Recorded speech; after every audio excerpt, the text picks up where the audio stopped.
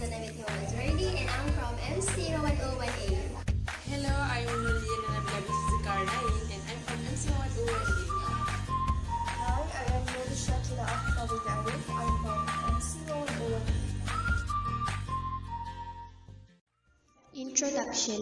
In recent years, the media vicinity for children and teens has changed dramatically, and so the advertising vicinity.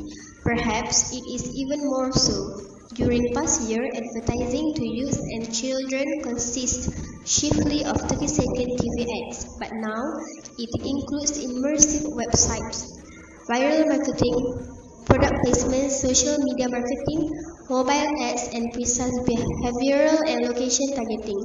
Increased than ever before, entertainment and advertising are so related. In many cases, the content is the ad. So, with all the focal point on how teens and children have effects on media, the advertising embedded in all this content occasionally fail to notice. The aim of this research brief is to state the history of advertising, to show and explain about pros and cons of advertisements, and to dissolve the recommendations of the research brief. The history of advertising. In the 19th century, advertising started in Malaysia and Singapore when the foreign traders were coming to Malaya. The technique used for producing the advertisement were not very attractive, and medium used for advertising was very limited. The basic function of advertising at that time was to inform and to sell products or services to local and to the other traders as well. Mostly, the media used for advertising were newspaper, posters, brochures, and pieces of goods. In 1805, the first newspaper advertisement appeared in the Prince of Ubil Islands Gazette that was published in Penang. During those days, the trading centers such as Singapore, Penang, and Malacca were introducing newspaper and magazines. It was reported that during 15 July 1845, the first edition of the Straits Times has been published in Singapore. It was filled with various types of advertisements from shipping to medicinal products. The advertisement is copy-oriented and very straightforward. In addition, the publisher also inserted a special notice to the advertisers for getting the full support, especially for newspapers and magazine publishers. The same principles are still being used until today. Mr. J. R. Flynn Anderson owned the first advertising agency in Malaya, which was addressed at Number 18, Change Ali, Singapore. On 4th January 1919, he had advertised his service in the street sign with the message, "Picture your advertising, let me help you." Then, the advertising industry developed into a vast industry where many international advertising agencies began to set up their branches in Malaysia and Singapore. Dre International Incorporated from Chicago was the first international advertising agency that set up an office in Malaysia. The Associate of Accredited Advertising Agents, 4As, was established in Singapore in 1945, which was then under Malaya. In 1952, Malayan Advertisers Association, 2As, was also formed. The formation of these two entities was aimed at looking after the professional interests of the advertiser. Despite the formation of the 4As and 2As, real professionalism in advertising practice started only after experienced advertising personnel from outside the country began setting up their bases in Singapore during the mid of 1950s. On that time, the main advertising media were the radio, print media, and redistribution. Soon, for servicing clients on mainland Malaya, the agencies in Singapore began opening their offices in Kuala Lumpur. KT, Grand Master, Basin, and Young were also among the other early agencies. The Malaysian government formulated programs to attract foreign investors in the manufacturing and industrial activities of the country when Malaya gained independence from British in 1957. Marketing activities were carried out then, which led to an increase in advertising activities. Advertisements in the available media became more prominent and more agencies were set up in Kuala Lumpur. The cinema became a strong medium with still slides of 30 and 60 seconds commercials too, while magazines and newspapers were the most popular media among advertisers. Radio and redistribution started using jingles as a popular form of advertising too. Multinational advertisers and agencies with the introduction of commercial television in the country, which set up their bases in Malaysia, increased in number during 1964. The agencies that now are among the top 10 agencies in the country, which include Ogilvy and Mather, Tate Bates, Lintes, and McCann Erickson.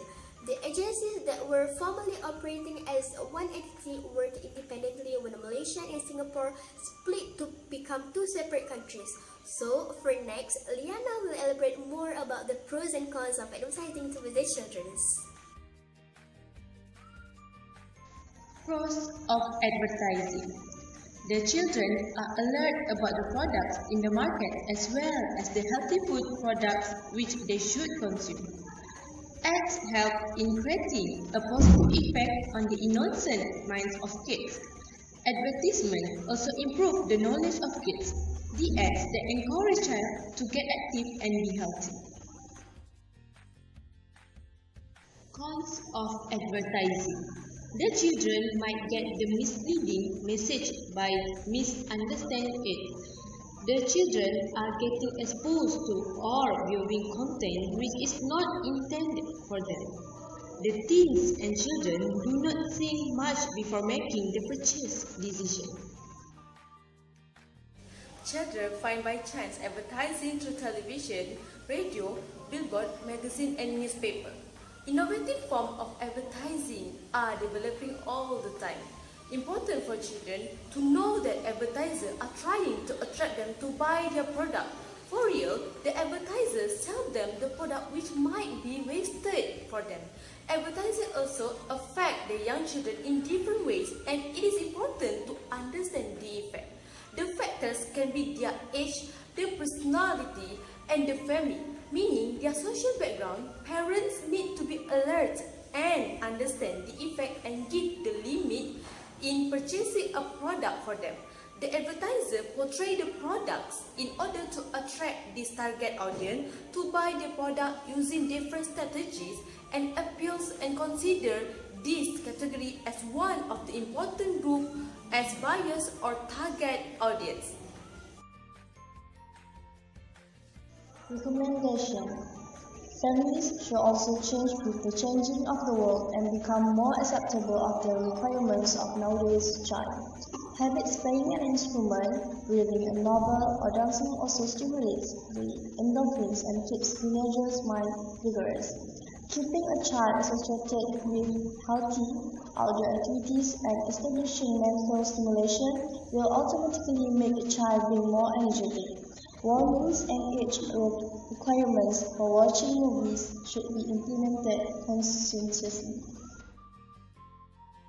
Some of the suggestions were granted by the psychologists while the others came from the parents of adolescents. So I will add some other recommendations that has been drafted, which is first, a major prominence is placed upon the effective communication between kids and teenagers, their peers, and family. A relationship expert, Dr. Sonakshi Singh, states that if the adolescents are surrounded by quality company and meaningful talk, they themselves would be less predisposed towards entertainment mediums such as the internet or television. Lastly, the psychologists need to actively investigate how young children comprehend and have an impact on advertising in new interactive media environments such as the World Wide Web and the Internet. Conclusion. It is difficult to stop the children from using the media. There are negative effects and positive effects of advertising for children and teenagers. It is our responsibility to control and alert the contents of advertisement that they watch. Parents need to be alert and control the child. There are harmful effects of advertising on children. From the advertiser's perspective, they find a great potential growth through marketing for this segment of the society. It is important for parents to teach their children the value of money. It is important for the child to know the differences between needs and wants. Teaching the child how to be serious and critical of ads by picking the flaws in every unrealistic commercial broadcast is very important, so that the child will not get influenced very easily by advertisements.